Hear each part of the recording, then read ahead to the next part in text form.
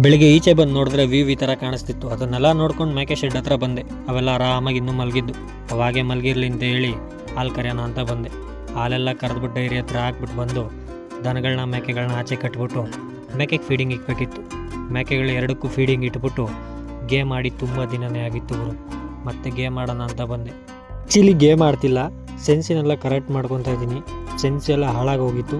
ಹಾಗಾಗಿ ಅರ್ಧ ಗಂಟೆ ಸೆನ್ಸಿನೆಲ್ಲ ಕ್ಲೀನಾಗಿ ಕ್ಲಿಯರ್ ಮಾಡಿಕೊಂಡು ಮತ್ತೆ ಮೇಕೆಗಳಿಗೆ ಸಣ್ಣದಾಗಿ ಜೋಳ ಎಲ್ಲ ಕುಯ್ದುಬಿಟ್ಟು 2 ಡಬ್ಗೆ ಹಾಕಿಟ್ಟಾದ್ಮೇಲೆ ಮತ್ತೆ ಎಮ್ಮೆಗೆ ಮತ್ತು ಹಸುಗೆ ಒಣುಲ್ನೇ ಹಾಕ್ತೆ. ಹಸೆ ಎಮ್ಮೆ ಕುಯ್ದಿರಲಿಲ್ಲ. ರೋಡ್ದ ಹತ್ರ ಬಂದು ನೋಡಿದ್ರೆ ಕರೆಂಟ್ ಕೂಡ ಬಂದಿತ್ತು. ಕರೆಂಟ್ ಬಂದಿತ್ತಲ್ಲ ಅಂತ ಡ್ರಿಪ್ಪೆಲ್ಲ ಕ್ಲೀನ್ ಮಾಡಿಕೊಂಡು ಮನೆ ಹತ್ರ ಮತ್ತೆ ಬಂದ್ಬಿಟ್ಟು ಮತ್ತೆ ಸಂಜೆ ಹಾಲೆಲ್ಲ ಕರೆದು ಡೈರಿ ಹತ್ರ ಹಾಕ್ಬಿಟ್ಟು ಬಂದೆ. ಮತ್ತೆ ಸಂಜೆಗೆ ಮೇಕೆಗಳಿಗೆ ಉಳ್ಳಿ ಹೊಟ್ಟೆಲ್ಲ ಇಟ್ಬಿಟ್ಟು ಇವತ್ತಿನ ಡೇ ಎಂಡ್ ಮಾಡೋಣ ಅಂದ್ಕೊಂಡೆ. ಬಟ್ ಆಗಲ್ಲ, ಗೇಮ್ ಆಡಲೇಬೇಕು. ಗೇಮ್ನ ಸ್ಟಾರ್ಟ್ ಮಾಡ್ಕೊಂಡು ಗೇಮ್ ಆಡೋಣ ಅಂತ ಹೋದೆ. ಬಟ್ ಗೇಮಲ್ಲಿ ನೋಡಿದ್ರೆ ನೋಡಿ ಯಾವ ಥರ ಸಾಯ್ತೀನಿ ಅಂತ.